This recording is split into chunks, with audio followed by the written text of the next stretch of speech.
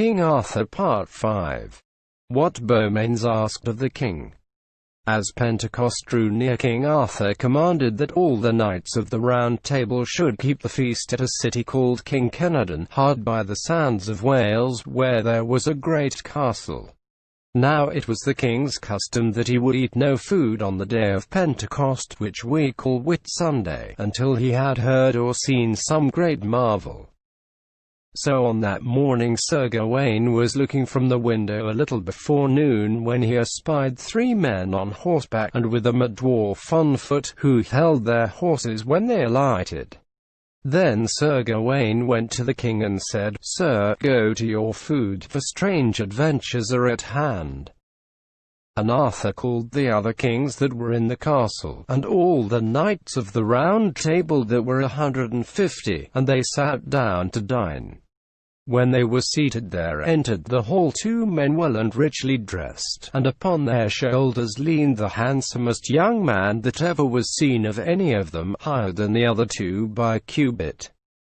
He was wide in the chest and large-handed, but his great height seemed to be a burden and a shame to him, therefore it was he leaned on the shoulders of his friends. As soon as Arthur beheld him, he made a sign, and without more words all 3 went up to the high dais where the king sat. Then the tall young man stood up straight, and said, "King Arthur, God bless you and all your fair fellowship, and in especial the fellowship of the Table Round.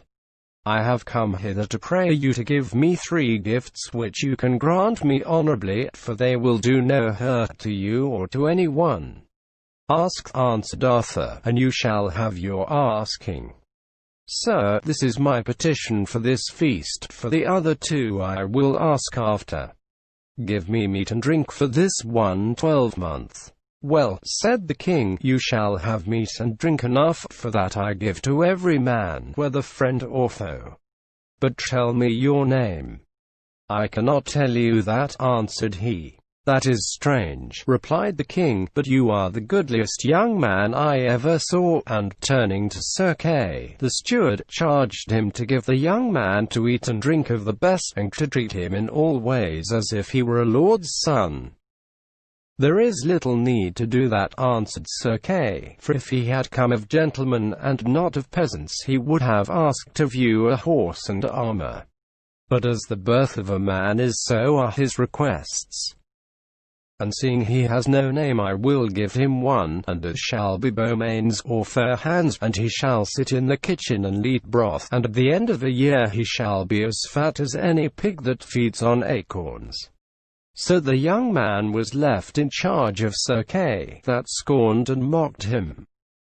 Sir Launcelot and Sir Gawain were wroth when they heard what Sir Kay said, and bade him leave off his mocking, for they believed the youth would turn out to be a man of great deeds. But Sir Kay paid no heed to them, and took him down to the great hall, and set him among the boys and lads, where he ate sadly. After he had finished eating, both Sir Launcelot and Sir Gawain bade him come to their room, and would have had him eat and drink there, but he refused, saying he was bound to obey Sir Kay, into whose charge the king had given him. So he was put into the kitchen by Sir Kay, and slept nightly with the kitchen boys. This he bore for a whole year, and was always mild and gentle, and gave hard words to no one. Only, whenever the knights played at tourney, he would steal out and watch them. And Sir Launcelot gave him gold to spend, and clothes to wear, and so did Gawain. Also, if there any games held whereat he might be, none could throw a bar nor cast a stone as far as he by 2 good yards. Thus the year passed by till the feast of Whitsuntide came again, and this time the king held it at Carlion. But King Arthur would eat no meat at Whitsuntide till some adventures were told him, and glad was he when a squire came and said to him, "Sir, you may go to your food, for here is a damsel with some strange tales." At this the damsel was led into the hall, and bowed low before the king, and begged he would give her help. "For whom?" asked the king, "and what is the adventure?" "Sir," answered she, "my sister is a noble lady of great fame, who is besieged by a tyrant, and may not get out of her castle. And it is because your knights are said to be the noblest in all the world that I came to you for aid. What is your sister's name, and where does she dwell? And who is the man that besieges her, and where does he come from?" "Sir King," answered she, "as for my sister's name, I cannot tell it you now, but she is a lady of great beauty and goodness, and of many lands. As for the tyrant who besieges her, he is called the Red Knight of the Red Lawns." "I know nothing of him," said the king. "But I know him," cried Sir Gawain, "and he is one of the most dangerous knights in the world. Men say he has the strength of 7, and once when we had crossed swords I hardly escaped from him with my life."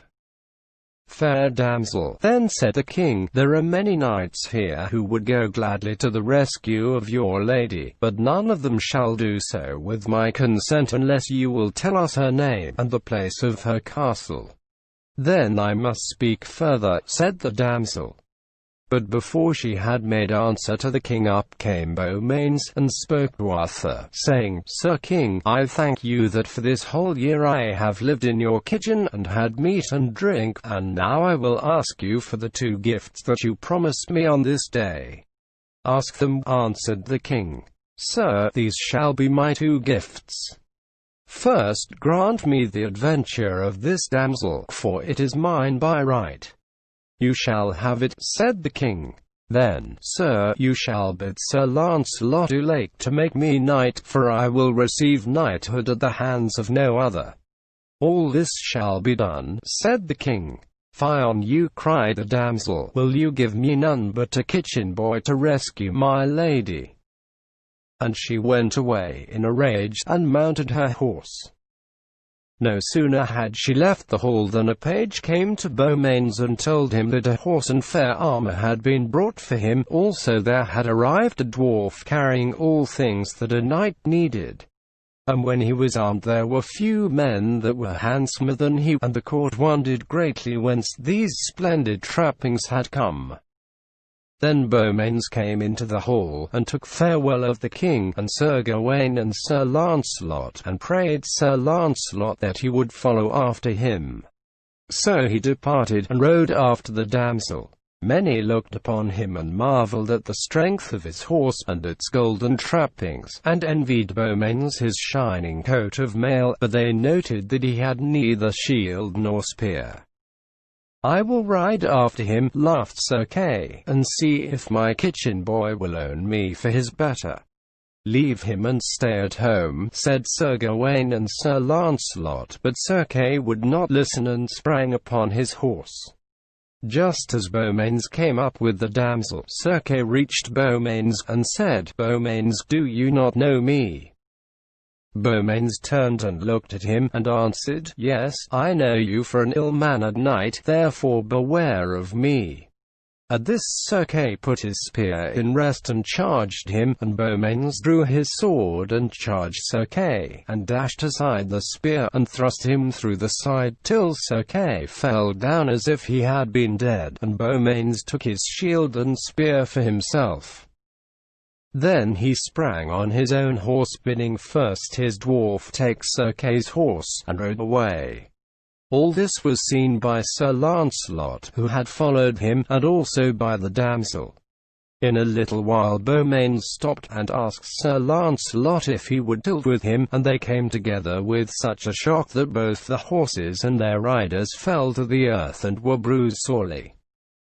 Sir Launcelot was the first to rise, and he helped Beaumains from his horse, and Beaumains threw his shield from him, and offered to fight on foot.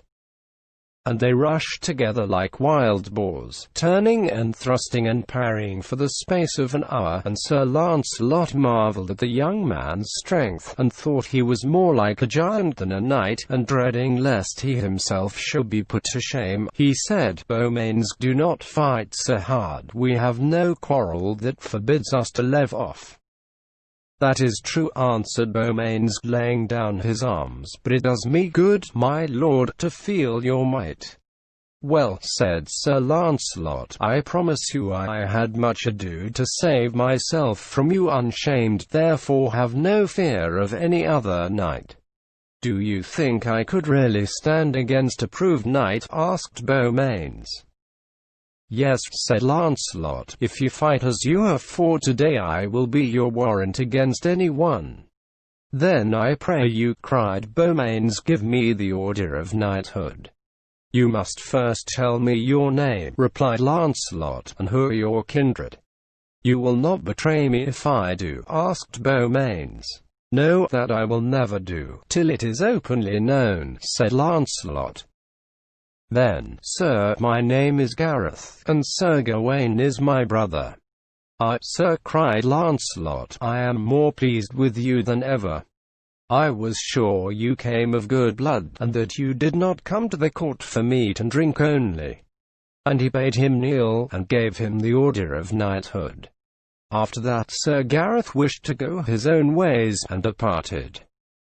When he was gone, Sir Lancelot went back to Sir Kay, and ordered some men that were by to bear him home on a shield, and in time his wounds were healed, but he was scorned of all men, and especially of Sir Gawain and Sir Lancelot, who told him it was no good deed to treat any young man so, and no one could tell what his birth might be, or what had brought him to the court.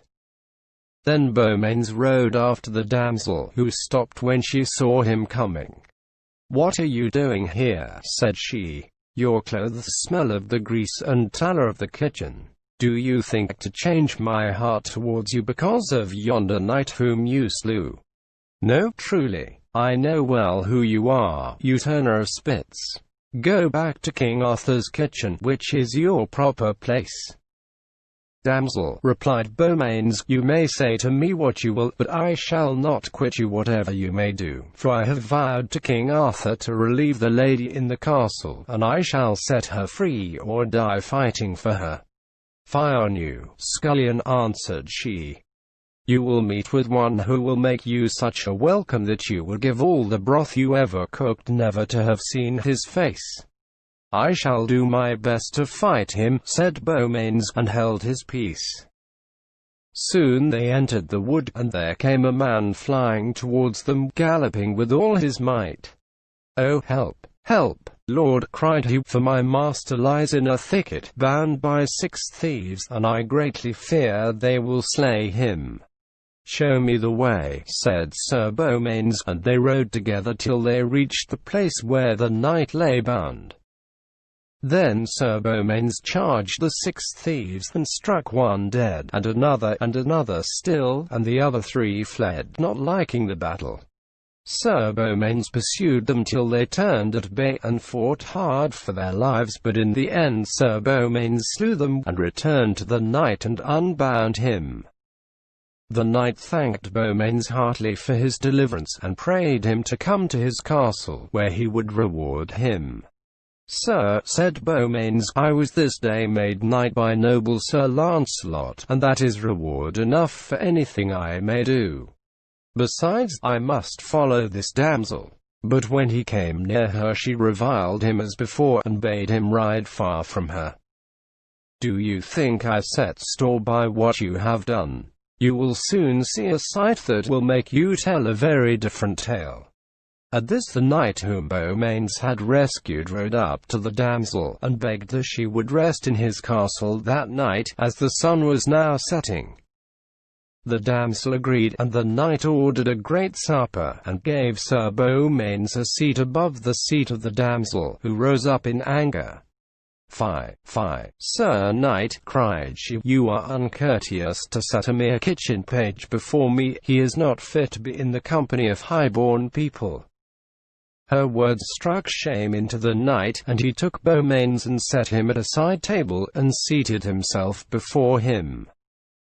In the early morning Sir Beaumains and the damsel bade farewell to the knight, and rode through the forest till they came to a great river, where stood 2 knights on the further side, guarding the passage. "Well, what do you say now?" asked the damsel. "Will you fight them or turn back?" "I would not turn if there were 6 more of them," answered Sir Beaumains, and he rushed into the water, and so did one of the knights. They came together in the middle of the stream, and their spears broke in two with the force of the charge, and they drew their swords, hitting hard at each other.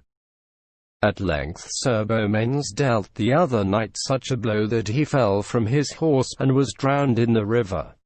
Then Beaumains put his horse at the bank, where the second knight was waiting for him, and they fought long together, till Sir Beaumains clave his helmet in two. So he left him dead, and rode after the damsel. "Alas," she cried, "that even a kitchen page should have power to destroy 2 such knights. You think you have done mighty things, but you are wrong. As to the first knight, his horse stumbled, and he was drowned before you ever touched him. And the other you took from behind, and struck him when he was defenseless." "Damsel," answered Beaumains, "you may say what you will, I care not what it is, so I may deliver this lady. Fie, foul kitchen knave, you shall see knights that will make you lower your crest." "I pray you be more civil in your language," answered Beaumains, "for it matters not to me what knights they be, I will do battle with them." "I am trying to turn you back for your own good," answered she, "for if you follow me you are certainly a dead man, as well I know all you have won before has been by luck." "Say what you will, damsel," said he, "but where you go I will follow you." And they rode together till eventide, and all the way she chid him and gave him no rest. At length they reached an open space where there was a black lawn, and on the lawn a black hawthorn, whereon hung a black banner on one side, and a black shield and spear, big and long, on the other. Close by stood a black horse covered with silk, fastened to a black stone. A knight, covered with black armor, sat on the horse, and when she saw him, the damsel bade him ride away, as his horse was not saddled. But the knight drew near and said to her, "Damsel, have you brought this knight from King Arthur's court to be your champion?" "No, truly," answered she, "this is but a kitchen boy, fed by King Arthur for charity." "Then why is he clad in armor?" asked the knight. "It is a shame that he should even bear you company."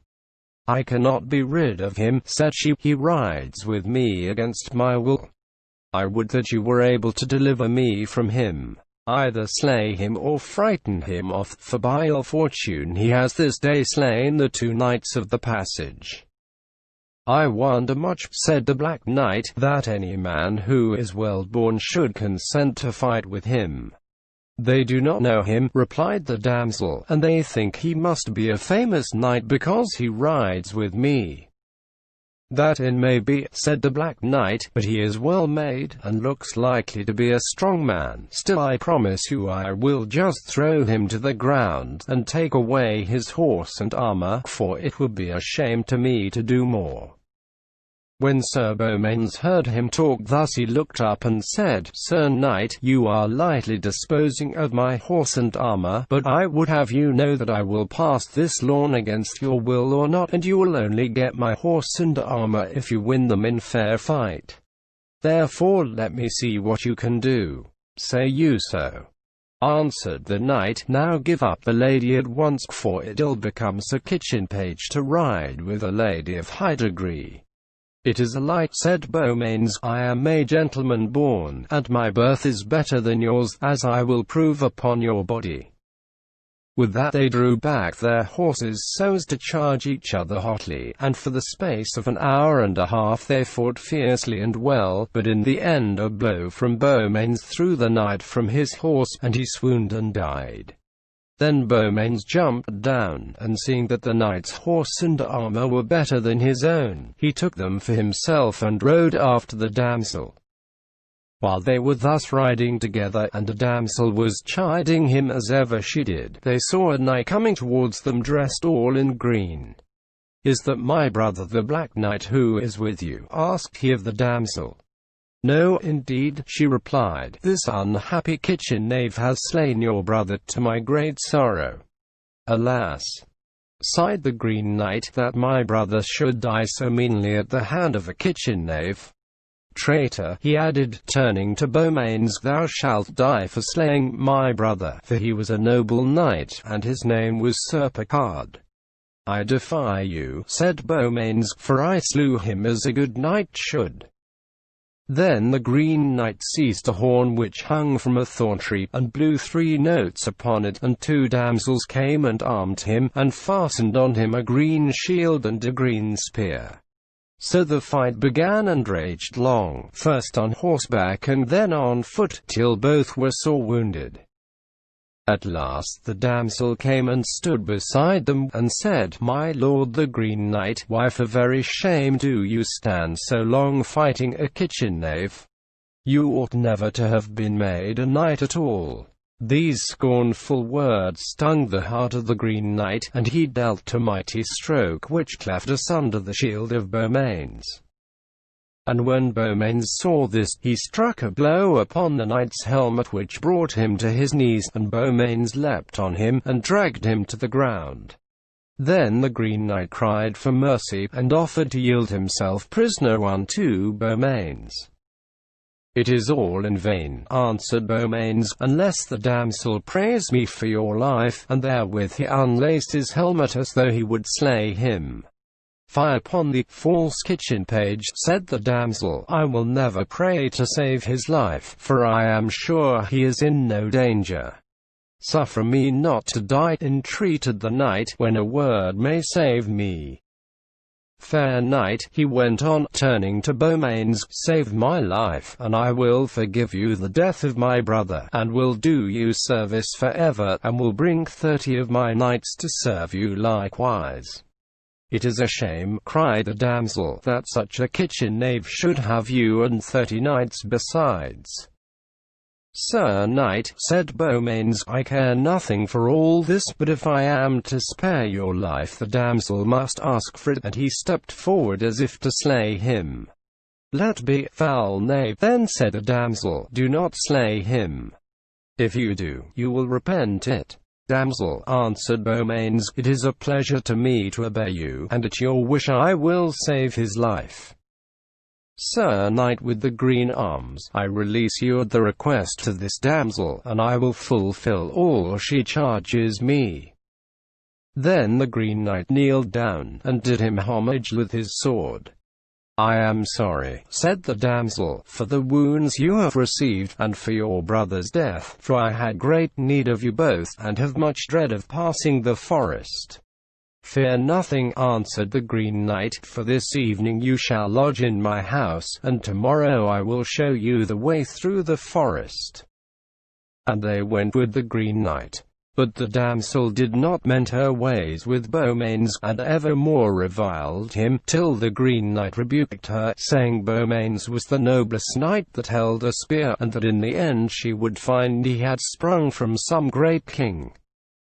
And the Green Knight summoned the 30 knights who did him service, and bade them henceforth do service to Beaumains, and guard him from treachery, and when he had need of them they would be ready to obey his orders. So they bade each other farewell, and Beaumains and the damsel rode forth anew. In like manner did Sir Beaumains overcome the Red Knight, who was the 3rd brother, and the Red Knight cried for mercy, and offered to bring 60 knights to do him service, and Beaumains spared his life at the request of the damsel, and likewise it so happened to Sir Persant of Inde.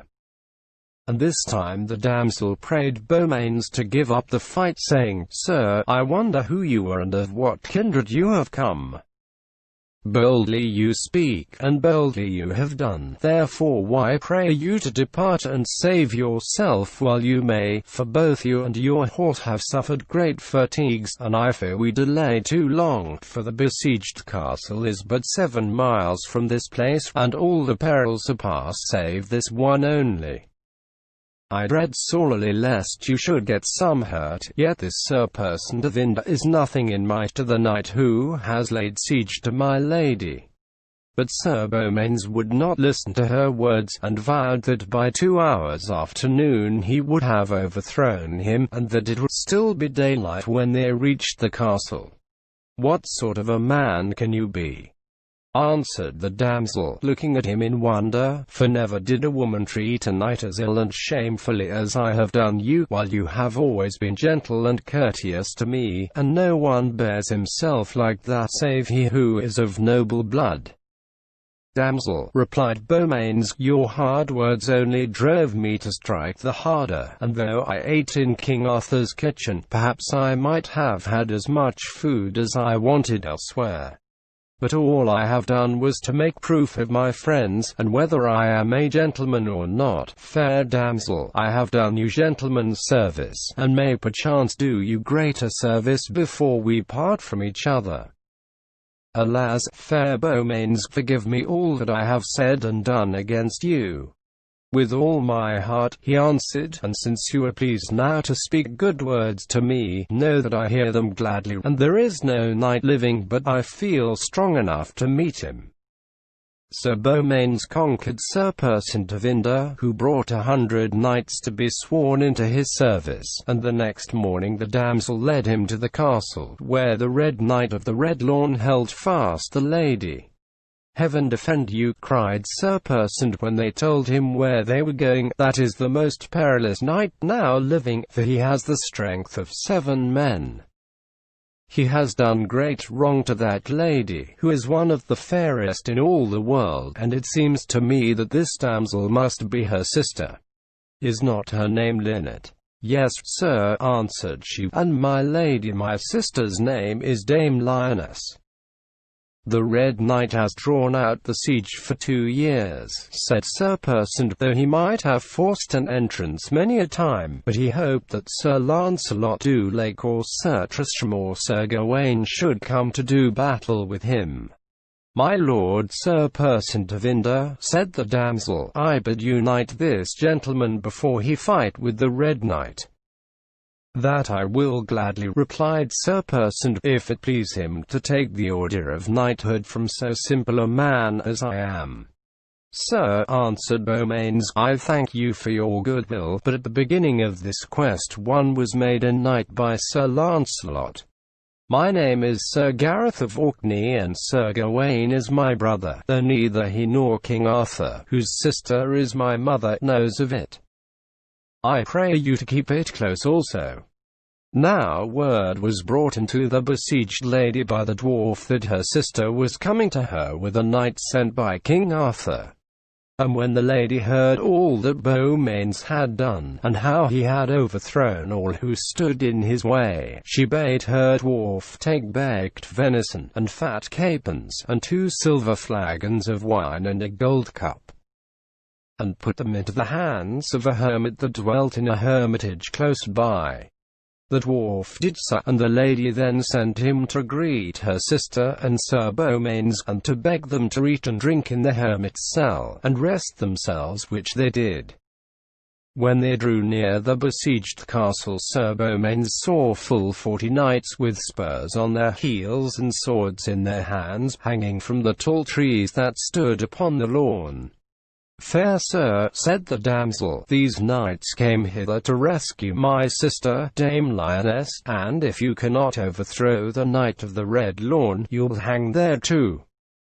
Truly, answered Beaumains, it is a marvel that none of King Arthur's knights has dealt with the Knight of the Red Lawn ere this. And they rode up to the castle, which had round it high walls and deep ditches, till they came to a great sycamore tree, where hung a horn. And whoso desired to do battle with the Red Knight must blow that horn loudly. Sir, I pray you, said Lynette, as Beaumains bent forward to seize it, do not blow it till it is full noontide, for during 3 hours before that the Red Knight's strength so increases that it is as the strength of 7 men, but when noon is come, he has the might of 1 man only. Ah, for shame, damsel, to say such words. I will fight him as he is, or not at all. And Beaumains blew such a blast that it rang through the castle. And the Red Knight buckled on his armor, and came to where Beaumains stood. So the battle began, and a fierce one it was, and much ado had Beaumains to last out till noon. When the Red Knight's strength began to wane, they rested, and came on again, and in the end the Red Knight yielded to Sir Beaumains, and the lords and barons in the castle did homage to the victor, and begged that the Red Knight's life might be spared on condition they all took service with Beaumains.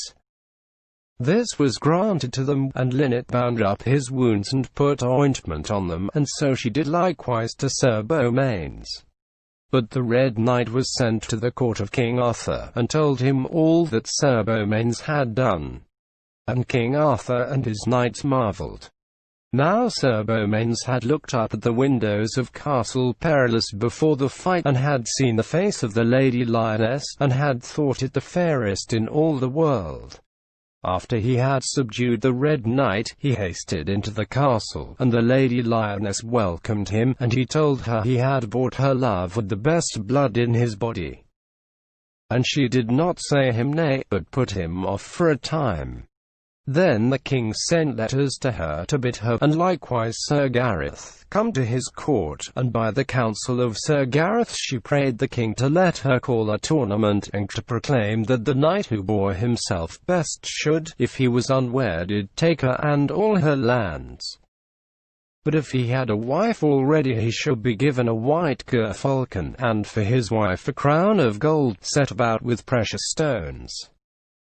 So the Lady Lioness did as Sir Gareth had counselled her, and answered King Arthur that where Sir Gareth was she could not tell, but that if the king would call a tourney he might be sure that Sir Gareth would come to it.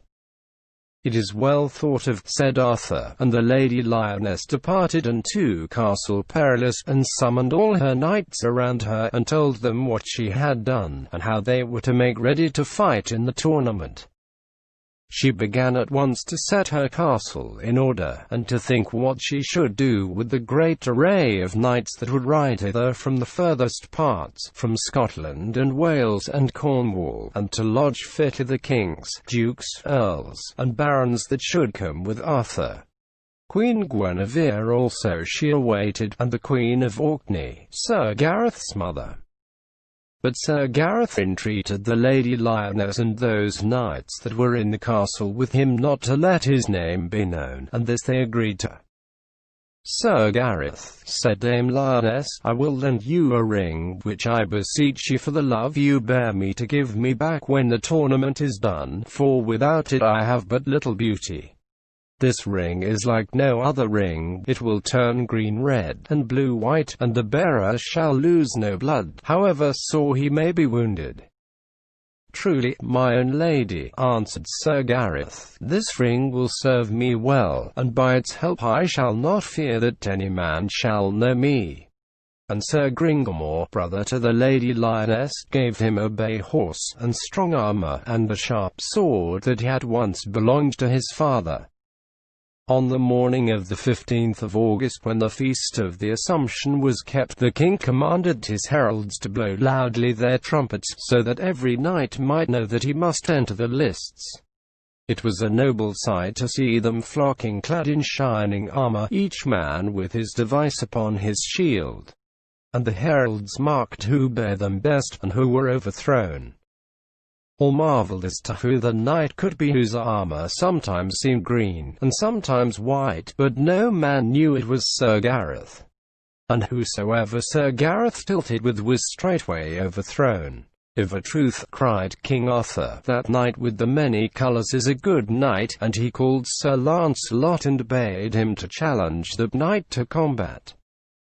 But Sir Lancelot said that though the knight had come off victor in every fight, yet his limbs must be weary, for he had fought as a man fights under the eyes of his lady, and for this day, said Sir Lancelot, he shall have the honour.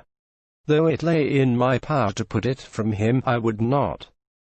Then they paused for a while to rest, and afterwards the tournament began again more fiercely than before, and Sir Lancelot was set upon by two knights at once. When Sir Gareth saw that, he rode in between them, but no stroke would he deal Sir Lancelot, which Sir Lancelot noted, and guessed that it was the good knight Sir Gareth. Sir Gareth went hither and thither, smiting any one that came in his way, and by fortune he met with his brother Sir Gawain, and knocked off his helmet. Now it happened that while he was fighting, a knight dealt Sir Gareth a fierce blow on his helm, and he rode off the field to mend it. Then his dwarf, who had been watching eagerly, cried out to Sir Gareth to leave the ring with him, lest he should lose it while he was drinking, which Sir Gareth did, and when he had drunk and mended his helm he forgot the ring, at which the dwarf was glad, for he knew his name could no longer be hid.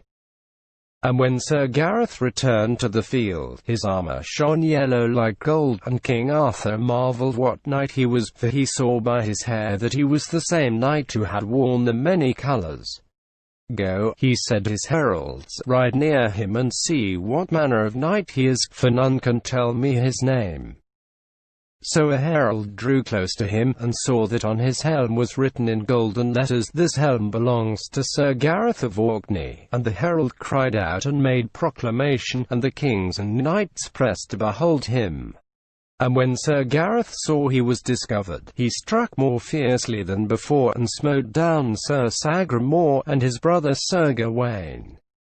"O brother," said Sir Gawain, "I did not think you would have smitten me." When Sir Gareth heard him say that, he rode out of the press, and cried to his dwarf, "Boy, you have played me foul, for you have kept my ring. Give it to me now, that I may hide myself." And he galloped swiftly into the forest, and no one knew where he had gone. "What shall I do next?" asked he of the dwarf. "Sir," answered the dwarf, "send the Lady Lioness back her ring." "Your counsel is good," said Gareth. "Take it to her, and commend me to her grace, and say I will come when I may, and bid her to be faithful to me, as I am to her." After that Sir Gareth rode deeper into the forest. Though Sir Gareth had left the tournament, he found that there were as many fights awaiting him as if he had remained there. He overcame all his foes, and sent them and their followers to do homage to King Arthur, but he himself stayed behind. He was standing alone after they had gone, when he beheld an armed knight coming towards him. Sir Gareth sprang on his horse, and without a word the two crashed together like thunder, and strove hard for 2 hours, till the ground was wet with blood. At that time the damsel Linet came riding by, and saw what was doing, and knew who were the fighters. And she cried, Sir Gawain, leave fighting with your brother Sir Gareth." Then he threw down his shield and sword, and ran to Sir Gareth, and first took him in his arms, and next kneeled down and asked mercy of him. "Why do you, who were but now so strong and mighty, so suddenly yield to me?" asked Sir Gareth, who had not perceived the damsel. "O Gareth, I am your brother, and have had much sorrow for your sake." At this Sir Gareth unlaced his helm and knelt before Sir Gawain, and they rose and embraced each other. "I, my fair brother," said Sir Gawain, "I ought rightly to do you homage, even if you are not my brother, for in this 12-month you have sent King Arthur more knights than any 6 of the best men of the Round Table." While he was speaking, there came the Lady Linet, and healed the wounds of Sir Gareth and of Sir Gawain. "What are you going to do now?" asked she. "It is time that King Arthur had tidings of you both, and your horses are not fit to bear you." "Ride, I pray you," said Sir Gawain, "to my uncle King Arthur, who is but 2 miles away, and tell him what adventure has befallen me." So she mounted her mule, and when she had told her tale to King Arthur, he bade them saddle him a palfrey, and invited all the knights and ladies of his court to ride with him. When they reached the place, they saw Sir Gareth and Sir Gawain sitting on the hillside. The king jumped off his horse, and would have greeted them, but he swooned away for gladness, and they ran and comforted him, and also their mother. The 2 knights stayed in King Arthur's court for 8 days, and rested themselves and grew strong. Then said the king to Linnet, I wonder that your sister, Dame Lioness, does not come here to visit me, or more truly to visit my nephew, Sir Gareth, who has worked so hard to win her love. My lord, answered Linnet, you must by your grace hold her excused, for she does not know that Sir Gareth is here.